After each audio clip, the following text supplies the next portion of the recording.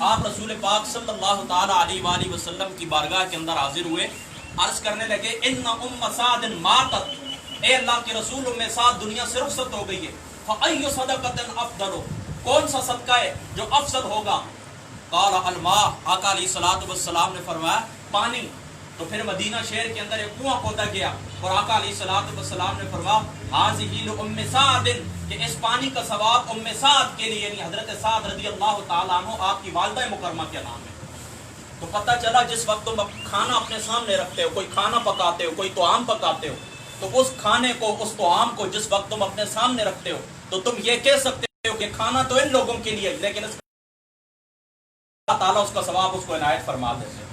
اب دیکھیں پانی تو لوگوں نے پینا ہے، آقا علیہ الصلوۃ والسلام کے حکم پر جو کنواں کھودوایا گیا مدینہ شہر کے اندر، وہ حضرت ام سعد کو اس کا ثواب کس طرح پہنچ سکتا ہے؟ اسی طرح پہنچ سکتا ہے، پانی آپ پئیں گے، ثواب اللہ تعالیٰ ان کو عنایت فرمائیں گے۔ تو اس سے پتہ چلا، پہلے جو میں نے قرآن پڑھا آپ لوگوں کے سامنے، اس کے بعد سنت رسول پیش کی، تو اس سے یہ ثابت ہوتا ہے کہ تم دعا کرو یا کھانا پکاؤ، اس کا ثواب، تم اس کا کھانا کھلا دو غریب مسکین لوگوں کو، اس کا ثواب انسان کسی شخص کو بھی اپنے مرحوم کو، عزیز رشتہ دار کو پیش کرنا چاہے پیش کر سکتا ہے، اللہ تعالیٰ اس کے درجات بلند فرما دیتا ہے، اس کے اللہ تعالیٰ درجات بلند فرماتا ہے۔ اب چونکہ وقت مختصر ہے میں اتنی لمبی گفتگو نہیں کروں گا، اب دوسرے حصے کی طرف آتے ہیں، یہ بات تو یہاں پر ختم ہو گئی۔ اب دوسرا حصہ یہ ہے دوستو کہ حافظ صاحب کے بیٹے دنیا سے رخصت ہو گئے، اب معلوم ہونا چاہیے کہ والد کے لیے کیا درجہ ہے، اس کا بیٹا اس کی آنکھوں کے سامنے دنیا سے پردہ کاٹ جائے، والد کے لیے کیا درجہ ہے؟ آقا علیہ الصلوۃ والسلام نے فرمایا، جامع ترمذی شریف کی روایت ہے، آقا علیہ الصلوۃ والسلام نے فرمایا، حضرت سیدنا ابو موسیٰ اشعری رضی اللہ تعالیٰ عنہ آپ اس حدیث پاک کے راوی ہیں، آپ فرماتے ہیں کہ آقا علیہ الصلوۃ والسلام نے فرمایا کہ جب کسی شخص کے بیٹے کا انتقال ہو جاتا ہے، اس کی روح نکل جاتی ہے، وفات پا جاتا ہے، تو اللہ تعالیٰ فرشتوں سے فرماتا ہے، اللہ تعالیٰ فرشتوں سے فرماتا ہے کہ کیا تم نے میرے بندے کے بیٹے کی روح کو قبض کر لیا؟ وہ کہتے ہیں ہاں پروردگار قبض کر لیا، ہم نے اس کی روح لے لیے۔ تو اللہ تعالیٰ پوچھتا ہے اس بندے کا ریئیکشن کیا تھا، وہ بندہ کیا کہتا تھا، اس بندے کا عمل کیا تھا؟ تو فرشتے کہتے ہیں پاک پروردگار، اس نے انا للہ و انا الیہ راجعون پڑھا اور تیری حمد بیان کی، حدیث پاک کے اندر آتا ہے پہلے حمد بیان کی پھر انا للہ و انا الیہ راجعون پڑھا، اور اس حدیث پاک کے پہلے الفاظ یہ ہیں کہ اللہ تعالیٰ فرماتے ہیں کہ تم نے میرے بندے کے دل کا پھل لے لیا ہے۔ پتہ چلا اولاد والدین کے دل کا پھل ہوتی ہے، تو فرماتے ہیں تم نے پھل توڑ دیا اس کا، اس کے باوجود اس نے کیا کیا؟ الحمدللہ پڑھا، انا للہ و انا الیہ راجعون پڑھا۔ تو آقا علیہ الصلوۃ والسلام فرماتے ہیں، پھر اللہ تعالیٰ فرماتے ہیں کہ جاؤ جنت کے اندر ایک کوٹھی میرے بندے کے نام بیت الحمد کے نام کی بنا دو، قائم کرو، سموہ بیت الحمد۔ اللہ تعالیٰ جنت کے اندر ایک کوٹھی بناتے ہیں، ایک مکان بناتے ہیں اور اس کا نام بیت الحمد رکھا جاتا ہے۔ تو یہ والد کے لیے اجر ہے کہ جس وقت اس کا بیٹا دنیا سے رخصت ہو جائے تو اللہ تعالیٰ اس کو یہ مقام عطا فرماتے ہیں کہ بیت الحمد نام کی کوٹھی اللہ تعالیٰ جنت کے اندر اس والد کے لیے تیار فرماتے ہیں۔ اور دوسری بات دوستو یہ یاد رکھنا، حضرت سیدنا عائشہ صدیقہ رضی اللہ تعالیٰ عنہ آپ اس حدیث پاک کی راوی، آپ بھی فرماتی ہیں آقا علیہ الصلوۃ والسلام نے فرمایا جس نے 3 بچے آگے بھیج دیے اللہ تعالیٰ وہ اس کے لیے فرت بن جاتے ہیں، یعنی آگے 3 بندے بھیج دیے تو وہ اس کے لیے کیا؟ آقا علیہ الصلوۃ والسلام نے فرمایا جہنم سے ایک قلعہ پناہ گاہ ثابت ہوں گے۔ تو عرض کرنے لگی اللہ کے رسول اگر 2 ہوں، فرمایا 2 ہوں پھر بھی، فرمایا اگر اے اللہ کے رسول اگر ایک بندہ آگے بھیج دے، ایک بچہ آگے بھیج دے، فرمایا اس کے لیے بھی یہی مقام ہے۔ پھر حضرت عائشہ صدیقہ فرماتی ہیں اللہ کے رسول جس کا کوئی نہ ہو، تو آقا علیہ الصلوۃ والسلام نے فرمایا جس کا کوئی نہ ہو اس کا میں ہوں، کیونکہ میری جدائی بھی میری امت کے اوپر شاق گزری اور سب سے بڑی پریشانی میری جدائی ہے، سب سے بڑا دکھ جو میرے امتی کو ملا ہے وہ میری جدائی کا ملا ہے۔ فرمایا جس کا کوئی نہ ہو، میں اللہ کا رسول اس کا فرت، میں اللہ کا رسول اس کا پیشرو ہوں، میں اللہ کا رسول اس کا شاق۔ یہ اس جامع ترمذی شریف کتاب الجنائز کی حدیث پاک کا مفہوم ہے۔ اب دوستو یہ تو ہو گیا ان کے والد کے لیے اجر، پہلے میں نے آپ کو ایصال ثواب کی دلیل دی، اس کے بعد والد کے لیے جب اولاد دنیا سے رخصت ہو جائے اس کا اجر میں نے بیان کر دیا۔ اب تقریر کے آخری حصے کے اندر میں آپ کو یہ بتاتا ہوں، دیکھو اس پورے علاقہ چھچ کے اندر آپ لوگ ایک دوسرے کی نماز جنازہ کے اندر شریک ہوتے ہیں، ہم لوگ بھی جاتے ہیں، آپ لوگ بھی جاتے ہیں، لیکن میں نے جس بات کو نوٹ کیا ہے وہ یہ نوٹ کیا ہے کہ ہم لوگ اللہ تعالیٰ کی رضا کے لیے نہیں جاتے بلکہ بدلہ کرنے کے لیے جاتے ہیں، یعنی نماز جنازہ کے اندر پڑھتے ہیں، نماز جنازہ کے اندر شریک ہوتے ہیں لیکن بدلہ کرنے کے لیے شریک ہوتے ہیں۔ اگر والد بیٹے سے کہتا ہے بیٹا فلاں شخص کی نماز جنازہ کے اندر جاؤ، تو وہ کہتا ہے ابو یہ فلاں ہمارے جنازے کے اندر نہیں آیا تھا لہذا ہم بھی نہیں جائیں گے۔ اس کے لیے ہم 2 نقصان کرتے ہیں، ایک اپنا نقصان، ایک میت کا نقصان۔ میت کا نقصان کیا ہے؟ آپ کتاب الجنائز سنن ابن ماجہ کو اٹھا کے دیکھیں، آپ کتاب الجنائز بخاری شریف کو اٹھا کے دیکھیں، آپ کتاب الجنائز جامع ترمذی شریف کو اٹھا کے دیکھیں، اس طریقے سے آپ مصنف ابن ابی شیبہ کو اٹھا کے دیکھیں، صحیح ابن خزیمہ کو اٹھا کے دیکھیں۔ آقا علیہ الصلوۃ والسلام نے فرمایا جس بندے کی نماز جنازہ کے اندر 100 بندے شامل ہو جائیں، 100 بندے شامل ہو جائیں اور اللہ تعالیٰ کی بارگاہ کے اندر مقدمہ سفارش پیش کر دے تو کیا ہے؟ اللہ تعالیٰ اس کی مغفرت فرما دے۔ دوسرے مقام کے اوپر آقا علیہ الصلوۃ والسلام نے فرمایا اگر فقط 40 افراد شریک ہو جائیں، فقط 40 افراد شریک ہو جائیں تو اللہ تعالیٰ ان 40 کے بدلے ان کی دعا کو قبول کر کے ان کی سفارش، یہ حدیث پاک کا مفہوم بیان کر رہا ہوں کہ اللہ تعالیٰ ان کی مغفرت فرما دیتے ہیں۔ فرمایا اگر 40 بندے بھی نہ ہو، تیسرے مقام کے اوپر فرمایا 3 صفیں ہو جائیں، اور تابعین کا یہ طریقہ تھا 3 صفیں وہ اس طرح کرتے تھے، مثال کے طور پر نماز جنازہ کے اندر 7 افراد شریک ہوئے تو 3 کو ایک صف کے اندر کھڑا کر دیا، 2 کو دوسری صف کے اندر کھڑا کر دیا، یعنی ہلا کرتے تھے۔ اب 3 صفوں سے یہ مراد نہیں کہ 100 آدمی کو صف ہو، جتنے آدمیوں کو 3 حصوں میں تقسیم کرو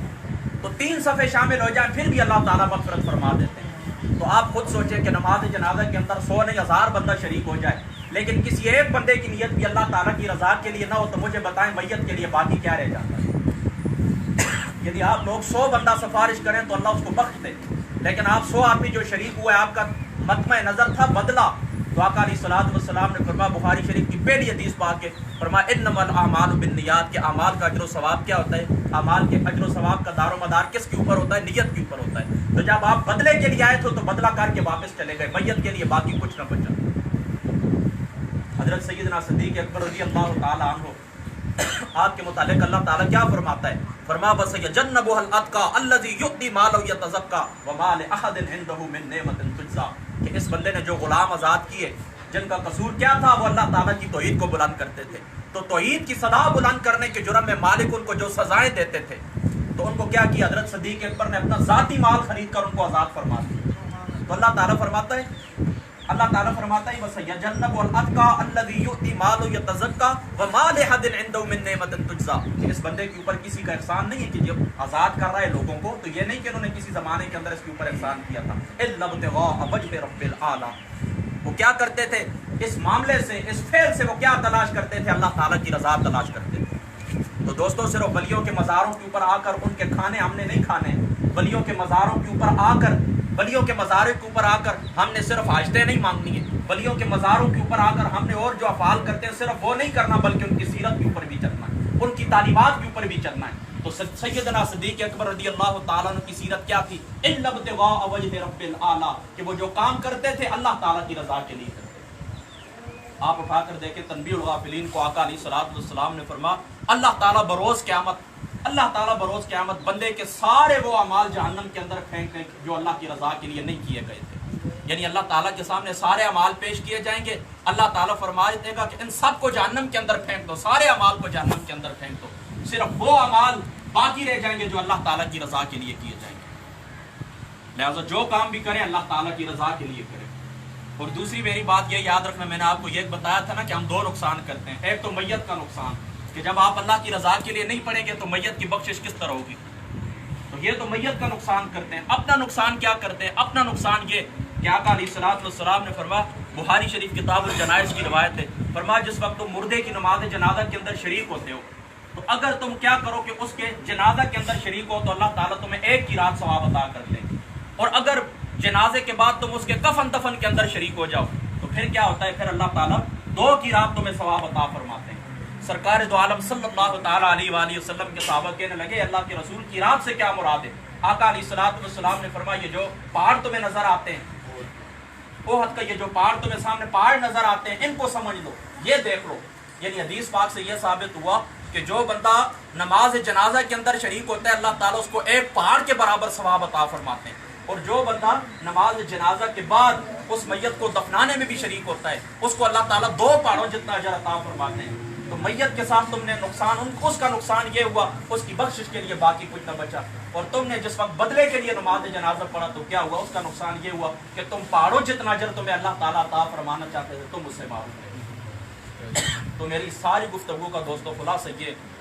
کہ یاد رکھو کوئی کام بھی کرو اللہ تعالیٰ کی رضا کے لیے کرو، قیامت والے دن تمہارے اعمال جب اللہ تعالیٰ کی بارگاہ کے اندر پیش کیے جائیں گے پیش کیے جائیں گے تو اللہ تعالیٰ صرف انہی اعمال کو قبول کرے گا جو اس کی رضا کے لیے کیے گئے تھے، اور جو اعمال اس کی رضا کے لیے نہیں کیے گئے تھے اللہ تعالیٰ ان کو جہنم کے اندر پھینک دیں گے۔ حضور سیدنا شیخ عبد القادر جیلانی غوث الاعظم رضی اللہ تعالیٰ عنہ آپ فرماتے لوگوں اللہ کے ساتھ تعلق کس طرح رکھو فتول غیب کے اندر، آپ فرماتے اللہ تعالیٰ کے ساتھ تعلق کس طرح رکھو کہ درمیان کے اندر مخلوق نہ ہو، اور مخلوق کے ساتھ تعلق کس طرح رکھو کہ درمیان کے اندر تمہارا نفس باقی نہ ہو۔ یعنی اللہ کی عبادت کریں، مخلوق کا اثر نہیں ہونا چاہیے کہ فلاں بندہ مجھے دیکھ رہا ہے لہٰذا میں نماز آہستہ آہستہ پڑھتا ہوں، اگر نہیں دیکھ رہا تو تیز تیز پڑھتے ہیں، تو اس کا مطلب ہے اس عبادت کے اندر مخلوق بھی شریک ہو گئی۔ تو اللہ کے ساتھ تعلق یوں رکھو کہ درمیان کے اندر مخلوق نہ ہو، اور مخلوق کے ساتھ تعلق کس طرح رکھو کہ درمیان کے اندر نفس نہ ہو۔ یعنی اس لیے نیکی نہیں کر رہا کہ فلاں زمانے کے اندر اس نے بھی نیکی کی تھی، اس لیے نیکی نہیں کر رہا اس لیے جنازے کے اندر نہیں جا رہا کہ یہ بھی فلاں زمانے کے اندر ہمارے جنازے کے اندر آیا تھا۔ نقصانی خواہش کے پیچھے نہیں چلنا مخلوق کے ساتھ تعلق رکھتے ہوئے۔ بس میری آخری گفتگو یہ اللہ کے ساتھ یوں ہو جاؤ کہ درمیان سے مخلوق کو ختم کر دو، اور مخلوق کے ساتھ اس طرح ہو جاؤ کہ درمیان سے نفس کو ختم کر دو۔ اللہ تعالیٰ ہماری یہ مختصر سی حاضری اپنی بارگاہ کے اندر قبول فرمائے۔ اللہ تعالیٰ حافظ منیر شہید رحمۃ اللہ تعالیٰ علیہ کے درجات بلند فرمائے۔ حفیظ میر صاحب کو اللہ تعالیٰ کامل صبر عطا فرمائے، اور جو اولاد ان کی ہے باقی اللہ تعالیٰ ان کو طویل ترین اچھے اخلاق، اچھے کردار، سونی صورت، سونی سیرت، ایمان، تقوی والی زندگی نصیب فرمائے۔ وآخر دعوانا ان الحمدللہ۔ آمین۔